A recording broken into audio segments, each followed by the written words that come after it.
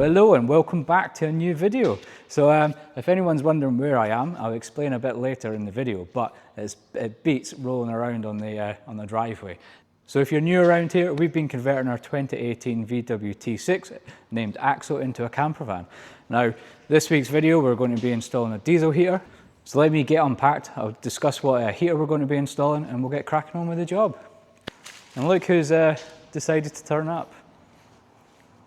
Sorry I'm late. I need this thing off.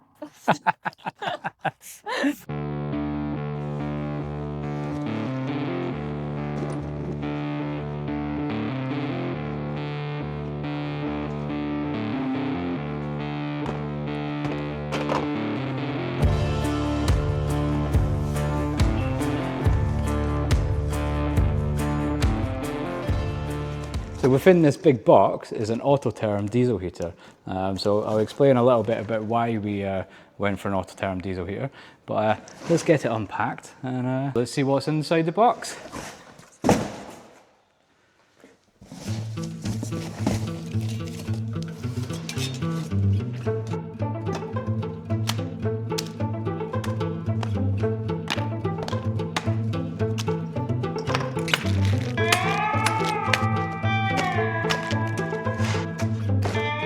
So there we go, as you can see, very comprehensive kit. So if you haven't guessed already, we went for the Autoterm 2D diesel heater. Now I had this in a previous van and found them great, they were brilliant. It was faultless, it just worked every time you pressed the button. Now there's lots of opinion on diesel heaters, whether it be Chinese, Autoterm, Webasto, etc. There's lots of different opinions. So what I would say is do your research. Don't be influenced by what people say on YouTube and Facebook and stuff. Definitely do your own research and make your own opinion on what way to go. So let's get the van up on the ramps. I'll explain a bit more about where I am later in the video and let's get cracking.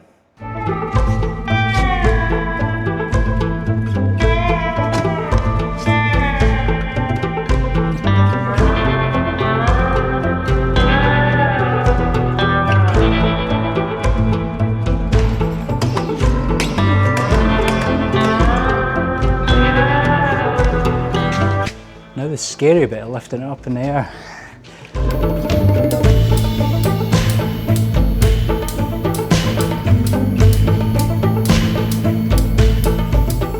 Alright, so you join me under the van. It's quite a scary place to be actually. Alright, so the plan is we're going to install the diesel heater in the VW factory position. So it'll be underslung with the air outlet coming in. I'm undecided whether to go in behind the seat or beside the kitchen unit. That'll kind of play out as the day goes on.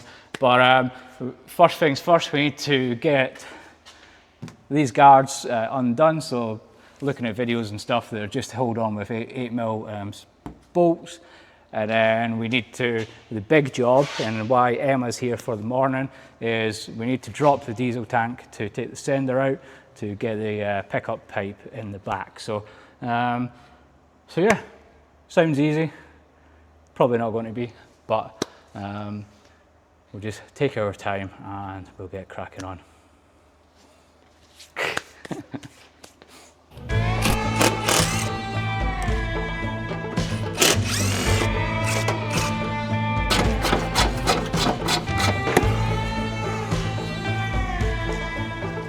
One off. So silly sausage by ear has forgotten that he's left the bloody microphones in the van. So I'm going to have to speak through his mic today. And you won't hear me complaining or yapping. So maybe it's not a bad thing. I can let the van down. No, it's fine. Don't worry about it. we're on a roll now. So yeah, no complaining from me today because you won't hear me. So. So once you take this cover off, this is, you can see now, this is the factory location. So the diesel heater sits up inside this hole here. So it's well protected from early elements by the covers. So yeah, just make sure that your van has the covers in place and they're not damaged. So when you buy the kit from Autoterm, you get different options. You can get a universal like fitting kit, or you can actually get a Volkswagen specific kit. Now you can buy, within that kit, you can opt for the underslung mount, which is like a stainless steel bracket, and it fits perfectly up into place, and then you can either riv nut it or tech screw it into place, whatever your preference is. I'm going to tech screw it today because that's what I couldn't get riv nuts in time, and I had big bag of tech screws lying around from an hour project. So let's get that in place, and we'll get cracking on with the rest of it. And there we go, bracket in place, ready for mounting the diesel heater. So you joined us today in the car bunker. So the car bunker is based in Newport. It's a self-service ramping company. You can hire out the ramps by the hour, half the day, or the full day. So it's great if you want to get any works done. And as Stu's going to point out, this is exactly what's included. And what we'll stress as well is that the ramp that you hire, you obviously just hire the one. If you want to hire more ramps, then you can, but it does just come at an additional cost then. But we met Ben down here today, who is one of the owners of the company, and he basically explained how everything works, showed us how the ramps work, and yeah, it's a really good service if you just want to come in and get things like clutches done or anything that's requiring the underside of the van. So highly recommend that you check it out. We'll pop the link below if you want to book in or have a little look at their website. What are you doing, Stu? I am pretending I know what I'm doing. So you get all this kind of stuff included. There's like spring, like compression tools, there's parts cleaners, there's gearbox jacks, there's all sorts here. The only thing that you don't get here is small hand tools. You've got to bring your own hand tools because unfortunately people nick that kind of stuff, don't they? So scumbags. But yeah, it's a great little facility.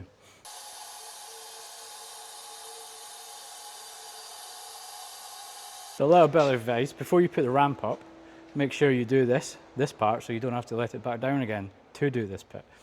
Now over to Emma, who's going to explain what she's doing. So I've been doing a little bit of reading up, guys, and so we're going to release the, what's this called? No, wait, hang on. No, let me just give me a second. Because all the technical terms are quite hard. Wait a sec. Okay, hang on. So, as Stu was saying, what we need to do first is release the screws off the fuel, what would you call it? Filler caps. Off the filler caps. So what that does is when we take and drop the tank, it's not going to put any pressure on any of the components of the tank or this.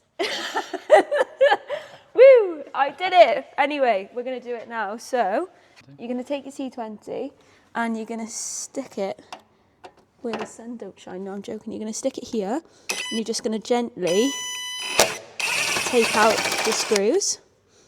So you should have, I think that there is 5 in total. Take them out. What was really helpful with this as well, you don't need to take those two out, I lied. What's really helpful with this drill as well is when you're working in really dark places, you've got your little torch. It's so bougie. This guy doesn't do things by halves. But yeah, so just these two at the bottom. Is that right? Yeah. This one and this one. So there's 4 there. So this one? Yep. Is that just going to release that though? Yeah. So, okay.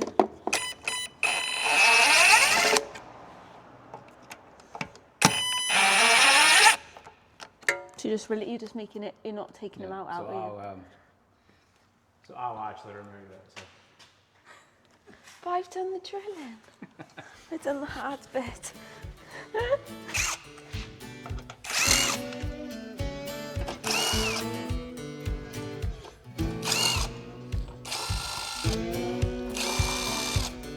Yeah, so there's 4 screws and hopefully that should just pop out. Yes, it does. There's an actual the drain hose which I put a torch on. The drain hose which just goes down the back of there. So just make sure you pull that out. And within there, there's 10mm bolts, just to, there's 1, 2, 3, just to release the filler caps. So what Stu is doing now is he's just taking out the bracket that holds in the fuel tank, which is what we're going to be dropping in the next couple of minutes. It always makes me laugh when I say we're going to drop the fuel tank, where it sounds like we're going to just knock them out. Just going to drop the fuel tank. Come on then. How funny. But yeah. So this is the bit I wanted a ramp for. Now you can do this on your driveway. You can do it. It's just a bit more fiddly. So yeah, when I found this place, absolute treat to be able to work above your head and just make it a bit easier, especially like filming these videos as well. Just makes life a little bit easier. So the plan is I'm going to try and not drop the whole fuel tank. I'm going to undo it, use the jacks, slide it down slightly so I can get to the sender, and then hopefully be able to unscrew it and get it out. If that fails, I'll just drop the lift back down and I'll drop it onto the floor then. But with these, we should be all right. So let's get the brackets out and see what happens. And if that fails, we're just going to have to get some really good sleeping bags for the van, otherwise we'll be freezing our backs off.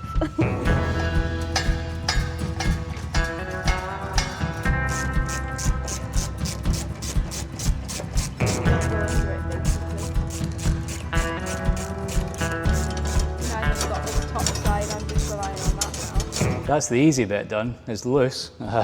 We just need to try and lower it down now so we can get to the back of the sender.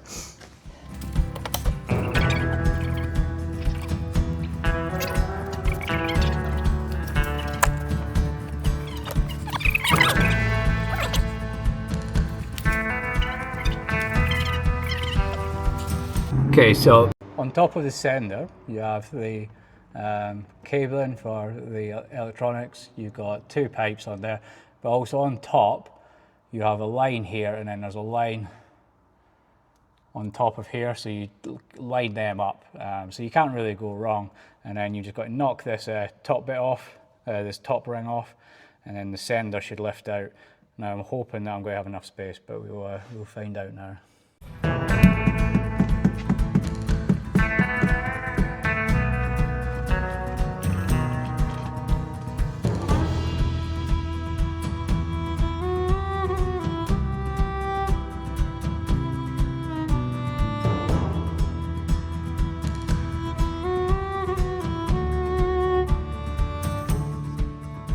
So now we have that sender unit out, we're going to cut the pipe.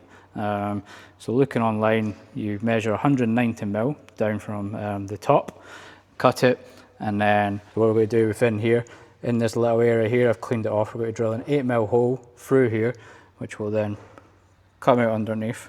We'll pass this through, and then that clicks in through here, and then that is your fuel pickup. So it's pretty straightforward. Once you get the tank down, you get that sender unit out, it's pretty straightforward from then.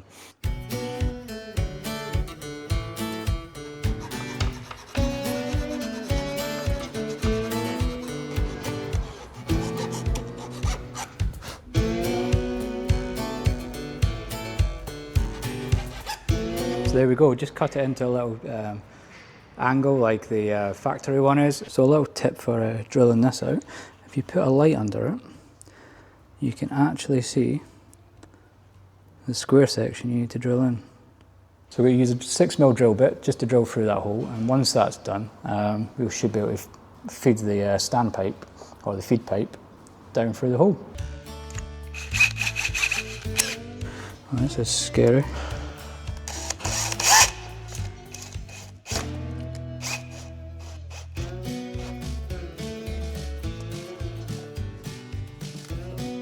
It was a little bit stressful, just to try and get the bearings and what have you, so I've done that off camera, but here's the finished result. So we've got the pickup line running in, runs into here, and then once that squeezes down, that'll sit nicely inside the tank. We've got the washer and etc. on, and then we've got the fuel pipe already attached, which will then run underneath the under the van. So let's get this back in, get the fuel tank up, and that's the job that I was most concerned about finished. So hopefully the rest of the job should be pretty straightforward then. Fingers crossed.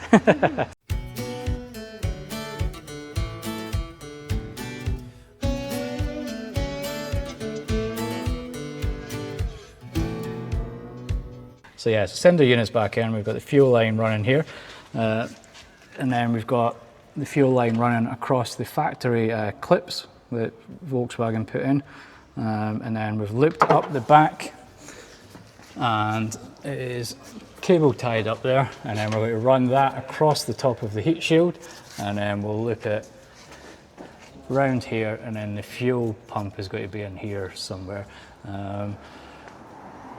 So yeah, I'm going to go and get a cup of coffee after all that, and we'll see you back in a bit. Raise me up. Guys, you also get a free gig with every van renovation.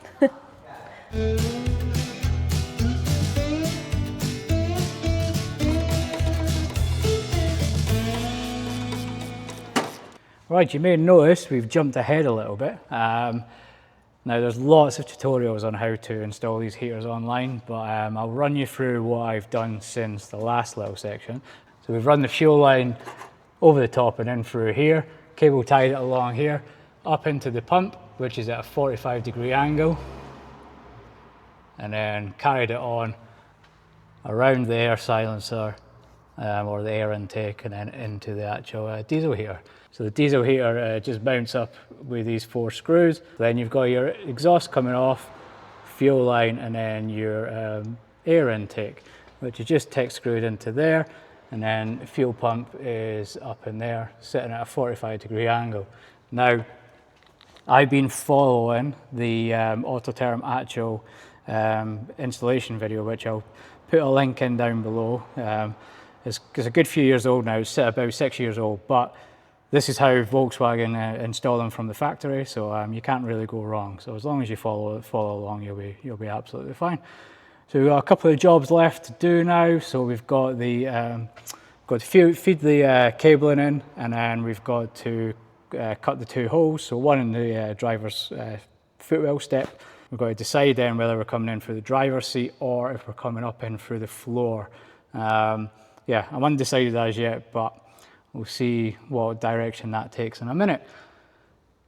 I'm going to have a bit of lunch because I think I've earned it, and then I'll catch you back in a bit. Excuse me, secret snack.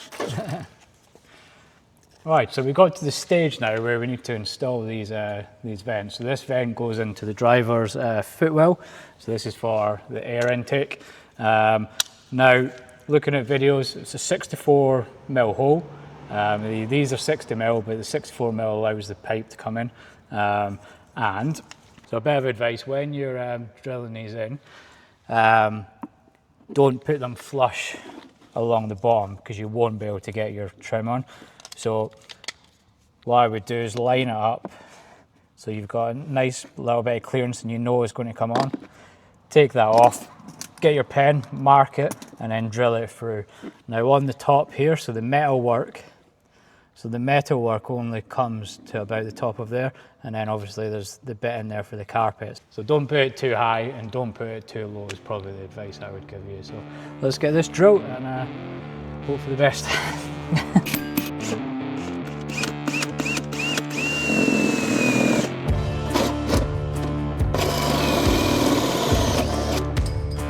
Then there we go, hole is drilled, and that fits in like a glove.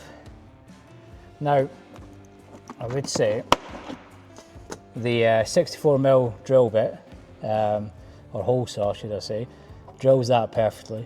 This you just need to take a little blade just to open the hole up a bit, because I've noticed a couple of bits in the new kits, they're slightly different to the old videos.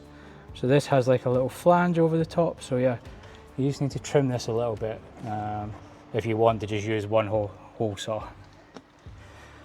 But apart from that, it's pretty easy. And then the tube fits in no problem. So let's get back under the van and get these.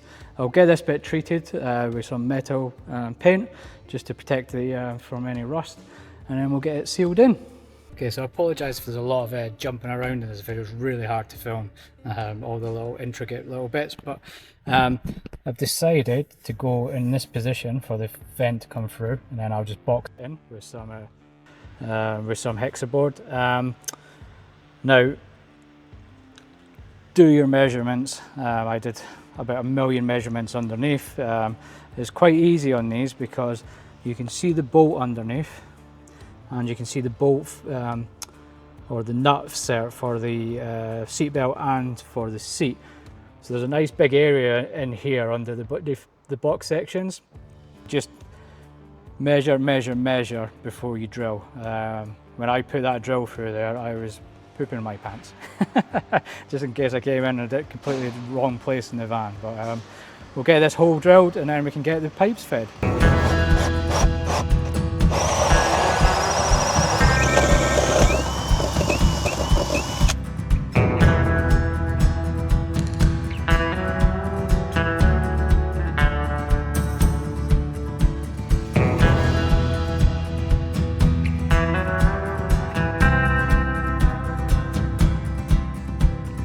That tube down through the floor, and then this loops into here.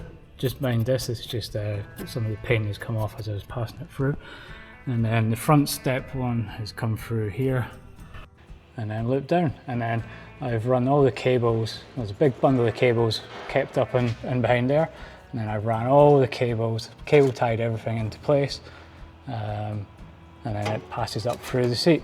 So that's for the controller and for the main power. So I'll put the grommet back in there once I finish inside. But yeah, it's a tidy little install that I think. It's all in the Volkswagen factory position. And then yeah, once you put all the plastic guards back on, you're never ever going to see any of this. And this exhaust bit just passes out through the exhaust. So some people do mention the exhaust being here, so maybe it should be closer to the side, but if you actually look at the Volkswagen exhaust, it's actually under the tunnel, so any air that's coming through will just push the fumes out from under the van.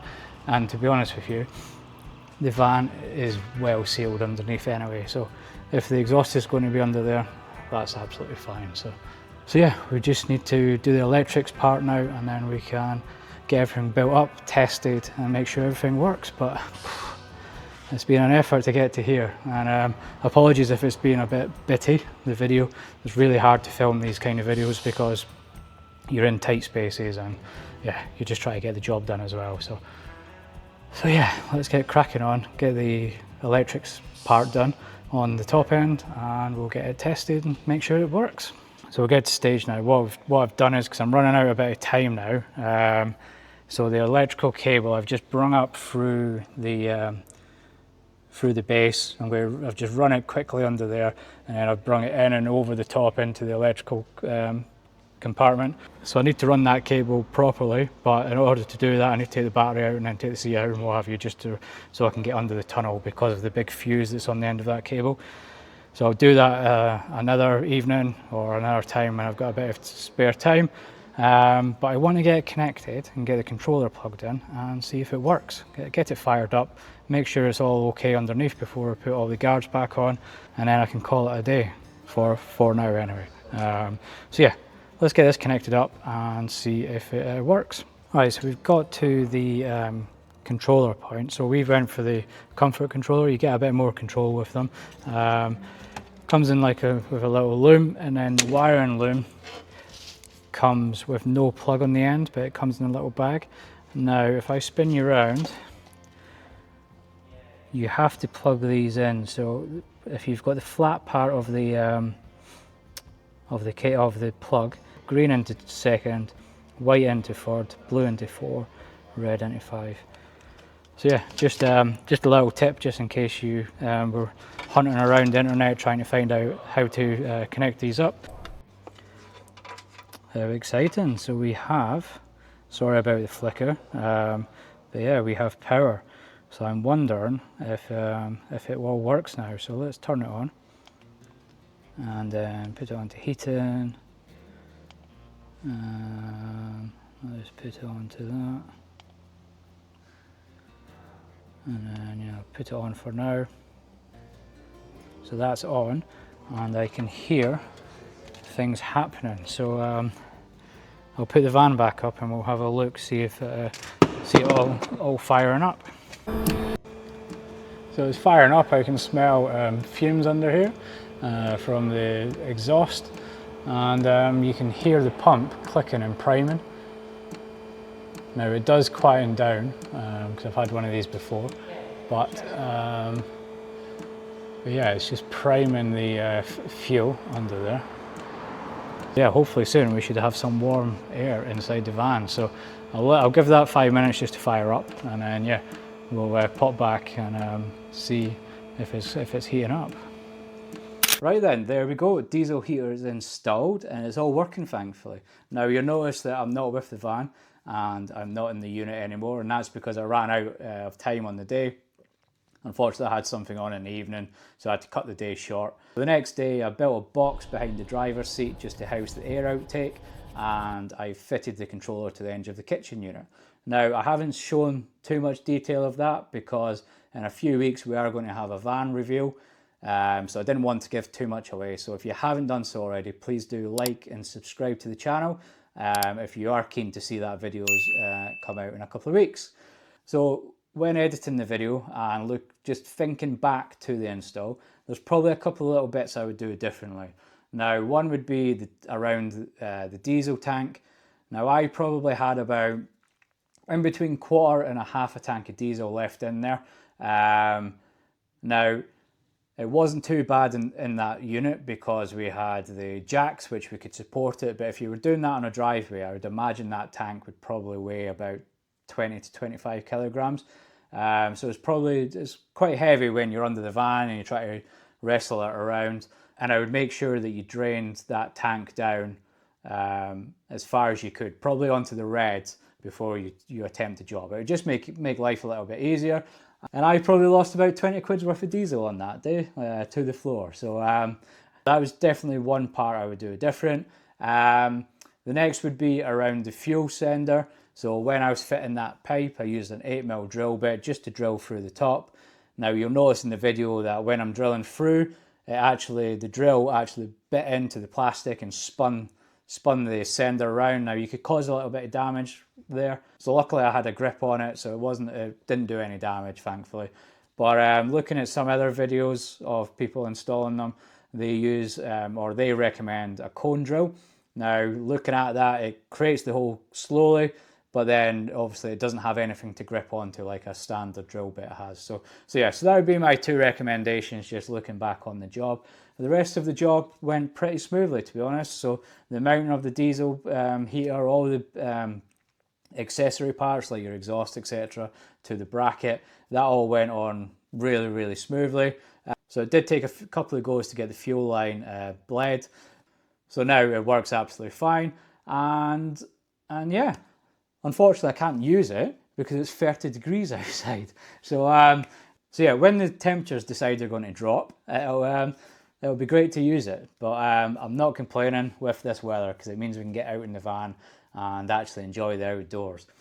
So we'll leave the video there for this week. As I say, a lot coming up in the next couple of weeks. We do have that van reveal video coming up. We're away next week to Gallifest, which is a Gallivanting Whips event. If you haven't check their channel out yet, make sure you do. And yeah, we're off on holiday in a few weeks and we've got the van reveal video coming up. Yeah, there's a lot going on, so make sure you, as I said before, make sure you like and subscribe, and we'll see you in the next one.